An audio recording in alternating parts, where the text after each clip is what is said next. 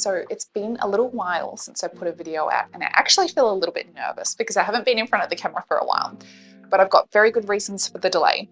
If you can't tell already, just from the first few seconds, our background looks a little bit different here, and that's because we are sitting in my brand new sewing room. I can't believe that I have a whole room that I can dedicate towards sewing, and it's just beautiful to me. I can definitely do a tour if anyone is interested. But the reason why I now have a sewing room is because my partner and I bought this incredible new home, and we actually moved to States. And if you're from Australia, you know that moving states it's a lot of work. So that really, put a little bit of a damper on my sewing inspo. I wouldn't say it stopped my sewing motivation. I was still sewing. Like you can see in the background, I've got a coat that I've been working on. It's like 90% finished. I just have to fix this little difficult part. So I was still sewing, but I was struggling with knowing whether what I was making would actually be interesting for anyone to watch. And I had to kind of, sit back and reflect and go, well, why did I start this YouTube channel? Like what inspired me and what makes me really happy? And what makes me really happy is recreating brand name garments, to be honest. I don't have a lot of, creative foresight. It's not often that I sew something that I have completely designed myself, because I'm actually not creative in that aspect. I'm handy, I can do things, but I don't actually have that kind of talent to think of something brand new. So for me, what really excites me is seeing a dress online, seeing a crazy price tag and going, no, you know what? I'm gonna go behind the scenes and I'm gonna figure out every part of that garment. I'm gonna figure out exactly how it was constructed. I'll make a pattern, I'll get similar fabric and I'll recreate it. And what really excites me is when I stand in front of the mirror, like I did in this huge puffy pink thing, and I can look at something that I've made and go, I can't believe that I made that myself and I recreated it from, something that costs 10 times more to buy. So I think, that kind of reflection exercise helped me to realize that what really excites me is, again, recreating garments, and that's what I really want to focus on this channel. I want to be able to show you that with a little bit of pattern work and a few stitches here and there, we can pretty much make anything. Nothing's that hard, right? So that's what I'm going to be focusing on, and that's why I'm sitting here in this big pink puffy, bow dress. So the dress that I'm going to be showing you in this video, or I guess the dress that we're going to be recreating, is actually this Rebecca Vallance dress. I can't remember the name, but I'll put some photos up. It comes in heaps of different colorways. I actually saw, a photo on my Facebook feed the other day of Nikki Hilton wearing one in a Facebook ad. And it's such a popular dress at the moment because it's so cute. I love puffy sleeves, I love bows, and I love a really short mini dress. I love them, all right? Don't come for me. So I thought, you know what? I'm gonna recreate that dress. Now it looks simple, but there's some little bits and pieces that are a little bit difficult. The fact that it's cut out in the middle actually makes the design process a bit tricky. And it was also a little bit of work trying to figure out how it was all, lined and encased and enclosed so that it was all really clean and seamless inside with no raw edges. So I'm really, really happy that I figured it out. I'm really excited to share the pattern with you. I have digitized the pattern, and of course I've got all the written sewing instructions, but if you are thinking of making this dress with the pattern that I've created, I would definitely suggest to make it with this video playing in the background, because written instructions for sewing don't quite cut it, and it's always good to have a bit of a visual example. So if you're interested in creating a Rebecca Vallance style little, bow front mini dress, then I've got the link in the description to the pattern. I make them very affordable, and I hope you enjoy it. So let's get straight into the tutorial.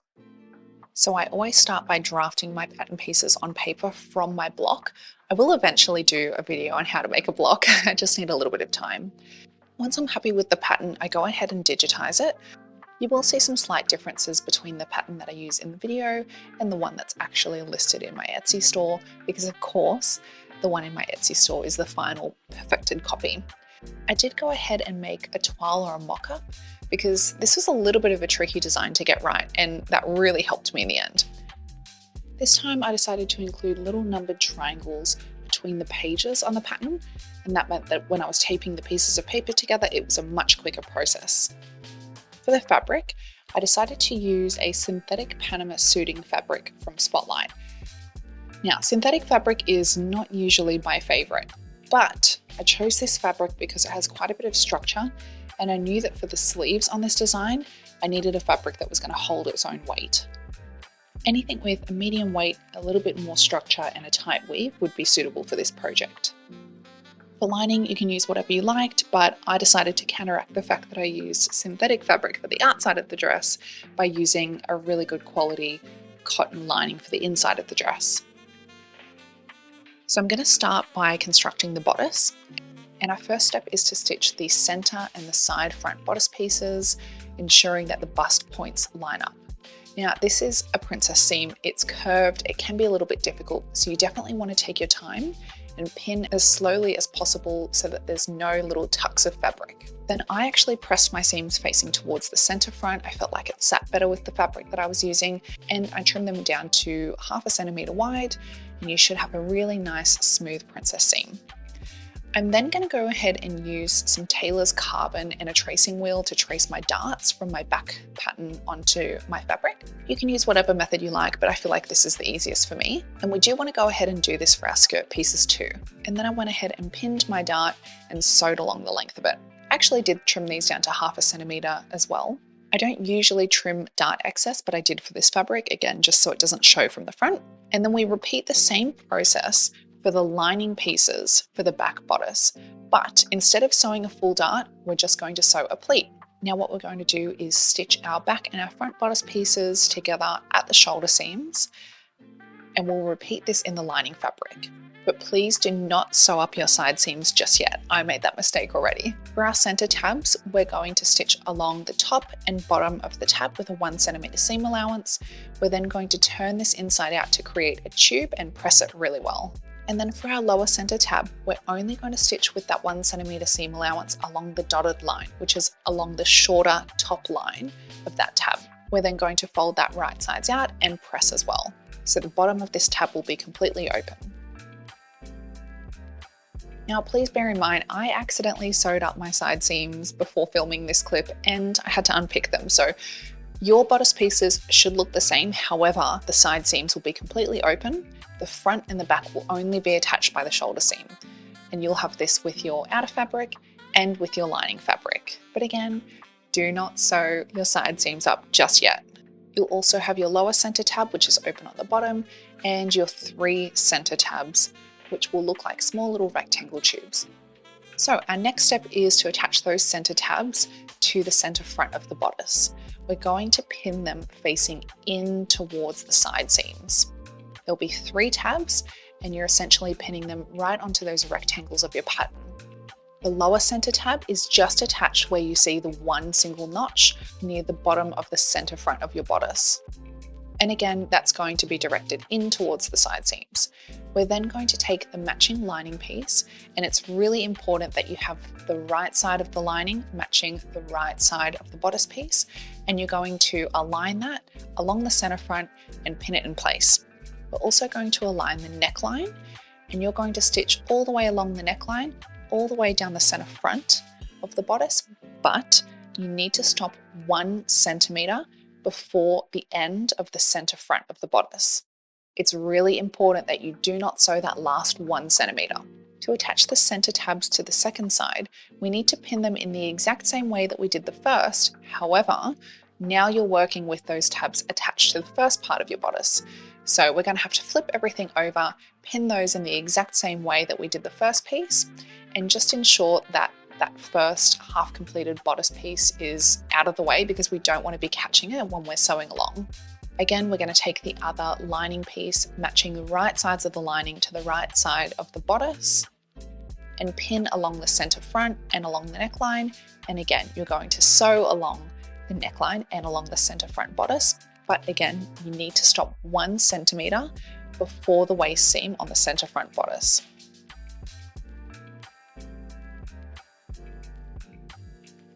But what I'm trying to show you here is that I actually understitched all of the seam allowance onto the lining side inside the bodice, and this just stops anything from rolling out while you're wearing it. So essentially we're going to push all of the seam allowance towards the side with the lining and stitch that down, and that results in a really clean outcome. So this is what it should look like when you've completed all those steps so far. No side seams attached, of course. Here I'm just showing where that centimetre gap should be that you didn't sew along the centre front bodice. What this allows us to do is actually separate the outer fabric from the lining fabric when we attach our skirt pieces, and it allows us to separate the front and back of the lower centre tab. Now our skirt darts are prepared in the same way that we did for our back darts, and you can see me trimming them down here. And what I'm going to do is take that skirt piece and I'm going to align it with the outer fabric from the bodice. So we only want to be pinning this skirt to the front layer of our bodice. We don't want to catch the lining and we don't want to catch the back of that lower center tab. Sounds a little bit confusing, but when you see it happen, it makes sense. So we're only pinning it to the top piece here. Now I did have to redo mine quite a bit, so take your time with this one, and it's really important that you're matching the dart on the skirt to the princess seam on the bodice. That way when it's finished, it looks really seamless. So again, I'm just making sure that I haven't caught any of the lining and I haven't caught the back of that lower center tab. And we're going to stitch there with a 1 centimetre seam allowance, which will essentially butt up to that 1 centimetre gap that you left on your center front seam.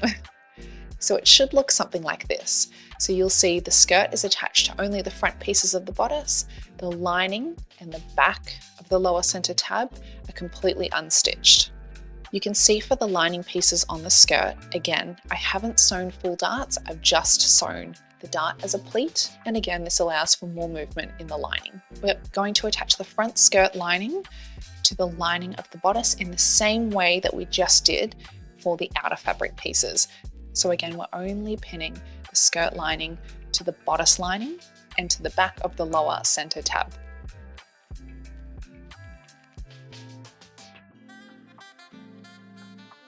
This is what it should look like before we've stitched it. So you've got two clear definitions between the outer fabric and the lining fabric.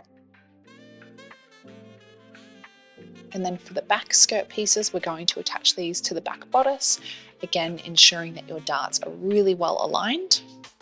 Again, you're going to stitch this with a 1 centimetre seam allowance, and you're going to do the same thing with the lining fabric.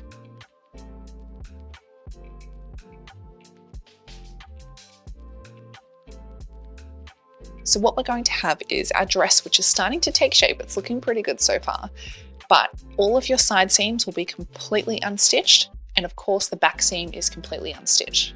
You'll be able to see your back bodice and your back skirt pieces are attached at the waist seam with your outer fabric. And then again for your lining fabric.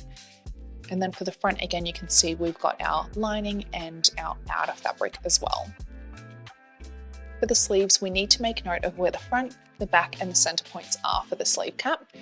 And then what we're going to do is actually fold in the excess fabric from the sleeve cap into these cute little pleats. So your pattern is going to have much more defined markings than mine does. Yours will be much easier to follow. But essentially 3 notches will equal 1 pleat. So what we're going to do is fold this fabric notch to notch, ensuring that the excess fabric is directed towards the wrong side of the fabric. So we're going to do this for 4 pleats along each sleeve cap. Again, all of the excess fabric is directed towards the wrong side of the fabric. And then what I like to do is a basting stitch along the sleeve cap with a really long stitch length. And this is not only going to secure those pleats in place, but it will also allow me to use that basting stitch to ease the sleeve cap into the arm's eye when we need to move on to the next step. Now, when we're attaching our sleeve, we want to make sure that our lining fabric is pushed all the way out of the way. We don't want to be catching any of that fabric just yet. And of course, we need to make sure that we're aligning the front of our sleeve to the front of our bodice and the back of our sleeve to the back of our bodice. So we're going to flip this so that the right sides are facing each other. And I'm going to align the center point on the sleeve cap with the shoulder seam on the bodice. Once we've done this, I'm going to pin the rest of the sleeve cap into the arm's eye. And there will be a little bit of excess fabric which we'll need to ease in. It's about 3 to 4 centimeters depending on the size that you've cut out from your pattern. But again, that basting stitch that you popped around the sleeve cap is going to allow you to help to ease that fabric in. Now, before we go and stitch along the whole length of this armscye and sleeve cap, you want to mark 4 centimeters from each end and ensure that you are not stitching at that 4 centimeter distance from the end. So you can see me here marking it out. It's really important that we leave this open for now. Now, I was a bit silly and I forgot to finish my sleeve edges, so I would usually recommend to use a serger. I was too lazy. I just did a couple zigzag stitches along here to finish that fabric. It's fine. Now what we're going to do is what we call the burrito method. So to ensure that these sleeves are completely encapsulated in the lining and the outer fabric, we're going to roll the sleeve in towards the right side of the shoulder seam on the bodice. Then we're going to flip our lining fabric over the top. Essentially what's going to happen is your lining fabric and your outer fabric will have their right sides facing, and your sleeve is going to be rolled up in between these two, like a burrito. This is the only way that we can have an unlined sleeve that's really neatly enclosed into the bodice. So we're going to stitch along the whole length of the armscye and sleeve cap, and we need to make sure that when we're pinning these pieces together, we're not catching any of the sleeve. It's so important that this is completely free of any of the sleeve hem. This part now that we're pinning will essentially be the armscye of the outer fabric, the armscye of the lining fabric, and the sleeve cap that we already attached to the bodice. So you will actually have a stitch line in your outer fabric, and we are going to stitch exactly along this line, again, leaving that 4 centimeter gap. So if you just stitch along the same line, it will be perfect. We can then go ahead and turn this right sides out. It looks a little bit chaotic, but once we've done this, you'll see that our sleeve is beautifully encased in our lining, so it looks nice and neat. Now what we need to do is close up our side seams. So I'm actually going to close up the side seam of the outer fabric first. So I'm just going to flip this essentially inside out and attach those and pin those side seams together with the wrong sides facing. And I'm going to stitch down the whole length of that side seam. This is essentially going to take you from the underarm to the waist all the way down to the hem. And we're going to repeat this the same way with the lining fabric.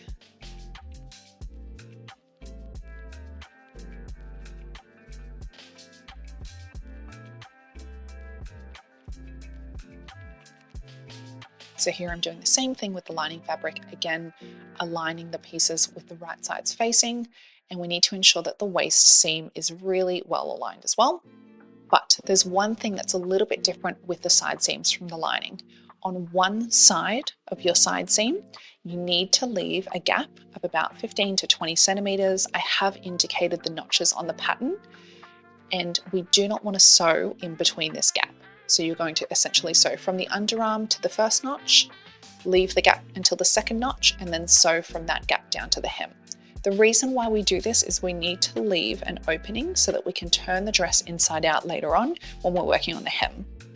And we're just going to take those sleeve seams that we finished off a few steps prior, and we're going to stitch them together right sides facing with a 1 centimeter seam allowance. I'm going to press open all of the side seams. So this is the side seam from the outer fabric, the lining, and from those sleeves. And then what you'll notice is there will just be a small hole. This is essentially where the underarm is. The hole will have 3 layers of fabric: the outer side seam, the lining side seam, and the sleeve seam. And the gap will be about 8 centimeters long because this is those 2 4 centimeter gaps that we left before. So now all we need to do is make sure that all of those seams match up really nicely so it looks nice and clean. We're going to pin them all together and sew straight across, and this is going to close up your underarm. So now your sleeve is almost done, and you can see here that I again have understitched all of the seam allowance to the lining pieces. Just means that nothing's rolling out as we're wearing it, and it looks really clean and neat. I'm giving it a little press. Then for our sleeve cuff, we're going to align the two short sides of the fabric together with the right sides facing. We're going to press the seam open, and then what I'm going to do is fold in one of the raw ends by 1 centimeter, and I'm going to press that flat. We're going to do this along the whole length of that edge. We're then also going to put a basting stitch around the hem of the sleeve. And the whole idea is that this will allow us to pull on the thread and ease in the excess fabric into our sleeve cuff. So with our sleeve cuff, we're going to turn it inside out so that the right side of the cuff faces the right side of the sleeve. And we're going to pin the unpressed edge of the cuff to the hem of the sleeve. What I like to do first is just align them by those seams. And again, we're going to pull on the basting stitches of the sleeve hem, and that's going to help to ease in the excess fabric from the sleeve into the cuff. So once you've done that nice and neatly, we'll be able to stitch with, again, a 1 centimeter seam allowance along that whole distance. And then we will open up that cuff and press it nice and flat. We're then going to stitch in the ditch. So what this means is we're going to fold that pressed edge of the cuff back into the sleeve, and we're going to pin it in place so that when we put a pin right where that last stitch point is, it's actually going to catch that little bit of folded fabric on the wrong side of the sleeve, as you can see there. So we're going to pin along the whole length of the sleeve cuff, and then when we're stitching in the ditch, we're essentially running our needle and thread right where that folded point is. Again, you're going to be catching the back end of that cuff on the wrong side of the fabric, but we do need to leave a gap. I say about 4 or 5 centimeters is fine. The gap will allow us to insert some elastic into the sleeve cuff. So you can see me stitching in the ditch here. I know it's a little bit bright, but essentially my needle and thread are going to travel right along that pressed edge, so you won't be able to see the stitches. But I have left that gap, and now what we're going to do is get our piece of elastic. I suggest that the elastic is circumference of your bicep plus 1 or 2 centimeters, and I like to attach a safety pin to one end and I thread it all the way through our sleeve cuff. I then need to secure the 2 ends, and I do this by using a zigzag stitch a few times to secure those ends of the elastic. Then what we can do is pull that elastic back in neatly, and we're going to just finish off that small 4 or 5 centimeter gap that we've left, again using the stitch in the ditch method. With our invisible zipper, we're going to pin this onto the outer fabric, and we're going to flip our lining from the same side over, almost turning the dress inside out, and pin the lining on top. So essentially you'll have your lining, your outer fabric, and your zipper is sandwiched in between. And in terms of where I stop, I like to stop just shy of the end of the zipper stop, and this means that we'll have plenty of room to finish off the bottom of the dress. So once both sides of the zipper have been installed, it'll look something like this with your center back seams still open. And to close these center back seams, we're going to turn the dress inside out. This will allow us to align our outer center back seam fabric with the right sides facing. We're going to pin those together, and essentially I'm going to try and sew as close as possible to where I stopped sewing the zipper and continue that all the way down to the hem. So I'll show you a close-up here. So you can see that little stitch point where we've finished sewing the zipper in. We're going to go as close as we can to that, and then just follow that all the way down to the hem with a 1 centimeter seam allowance. We're going to do the exact same thing with the lining fabric. For our hem, it's a little bit easier if we press the outer fabric up already so that we have a little bit of a hemline to work with. So the hem on this dress is 4 centimeters long. So I've pressed it up with a 4 centimeter distance. Now for our hem, this is a really tricky step. What we're going to do is just pin one part of our hem lining to one part of our outer fabric hem. I'm just going to choose the center back seam, and we're going to pin these with right sides facing, which is a little bit fiddly. The reason why I'm pinning this in place is it's going to help me to kind of get my bearings when I move on to the next step. The next step is a bit tricky, but trust me, it works. It just looks chaotic, it looks messy, it looks like it's not going to work. So I'm pinning that little piece of lining to the outer fabric like so. Again, with the center back seams aligned. And then what I'm going to do is reach inside the dress, and I'm going to locate that gap that we left in the side seam of the lining. So you can see I'm struggling to try and find it here. Once I've found that gap, that opening that we've left, I'm actually going to put my hand in and find that pinned spot on the center back seam, and I'm going to pull the hem out through that gap. Now, because the lining and the outer fabric are technically almost attached at the waist, you're not going to be able to pull your dress completely inside out like you might be able to with another design. The whole idea is we pull the hem as much as possible. You will essentially expose the whole length of the hem, and then we need to pin the hem of the lining to the hem of the outer fabric. But you can see that I've essentially pinned the whole length of the lining hem to the outer fabric hem. And all we now need to do is sew along that whole distance with a 1 centimeter seam allowance. Now, it will feel like you're going to run into a roadblock here, but you won't, trust me. You'll be able to sew along the whole hemline without having to take it out of the machine.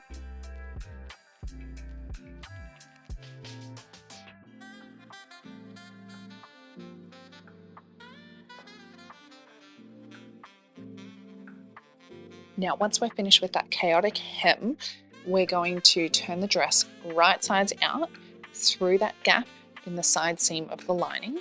And this can take a few minutes, but trust me, you will get there in the end. And what you can see is we've revealed a beautiful finished hem. And then all we need to do with the hem is just close that gap that we've left. Now, there's really no pretty way to do this. You can maybe hand stitch it if you prefer. I'm a bit lazy, so essentially all I do is fold that fabric in, and I'm going to top stitch it. No one's going to see it because it's inside the dress, and realistically, yeah, it looks a little bit ugly there, but that's the price that we have to pay to have a fully enclosed hem.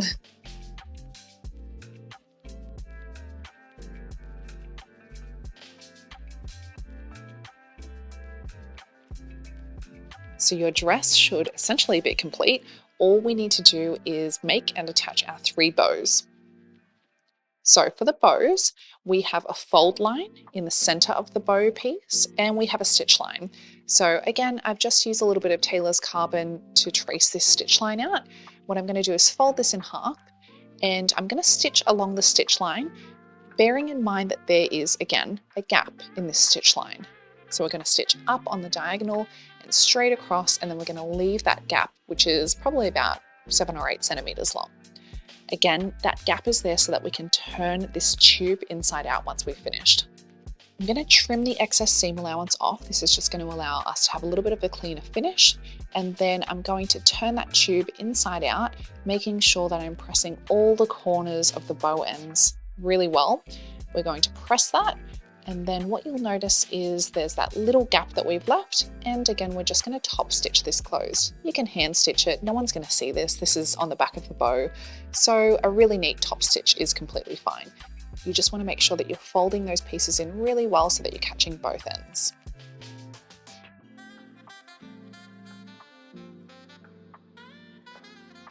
Once you've finished, you're going to have a nice little rectangle with tapered ends, and we're going to fold it exactly like I've shown here.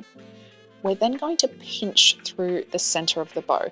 Now, the more folds and the more pinches you have, the better this looks. So you don't have to get it right the first time. You can have a little play around. This was an absolute fluke that I got it right the first time. And I'm just going to use a little elastic to keep that secure.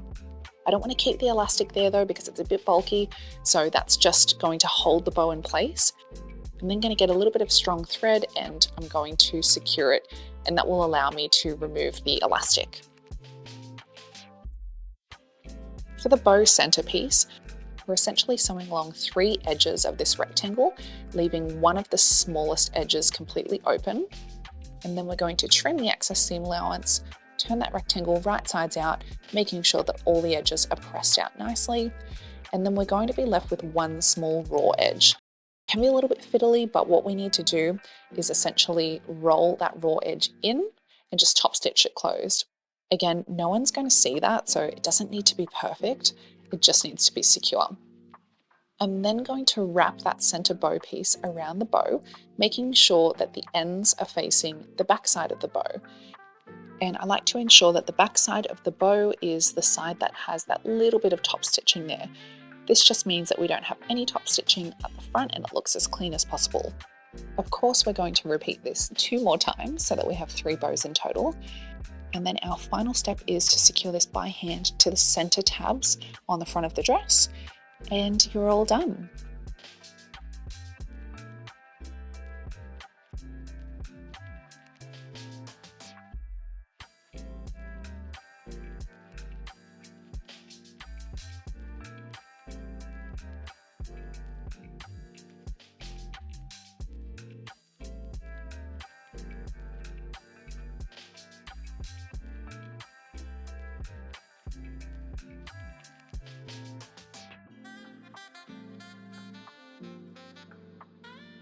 So I hope you enjoyed watching my little journey of how I recreated this Rebecca Vallance mini dress.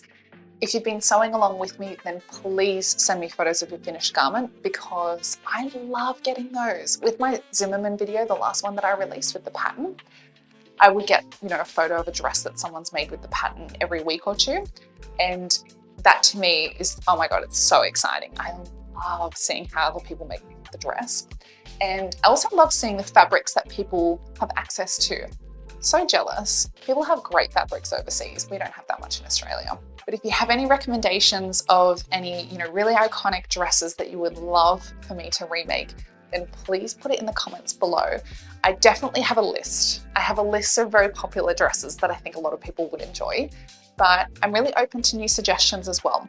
So pop them in the comments below, and happy sewing. I hope you enjoyed the video.